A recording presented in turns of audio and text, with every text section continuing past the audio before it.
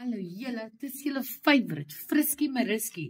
En hierdie is 'n spesiale nuus in 'n nutshell, want ek het hierdie keer julle hulp nodig met 'n storie.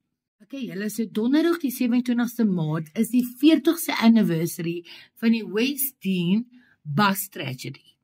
En vir die van julle wat sal kan onthou, ongelukkig was dit 'n bietjie voor my tyd. Op 27 Maart 1985 was daar 'n geel dubbeldekker bus wat op die West Dean brug gery het en toe in die dam ingeval het.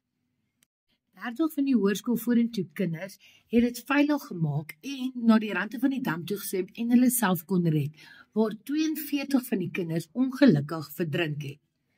Okay, julle, so dis 40 jaar later en ja, daar is 'n gedenkblad wat daar Bravery Awards en huldeblyke vir die victims op is, maar ek het gedink vir die 40ste huldeblyk van hierdie tragedie wil ek graag 'n storie skryf en ek het gedink dat, jy weet, as daar dalk nog slagoffers is, familie van slagoffers, vriende of selfs mense wat gedurende daai tyd toe die tragedie gebeur het, jy weet, enigiets kan onthou.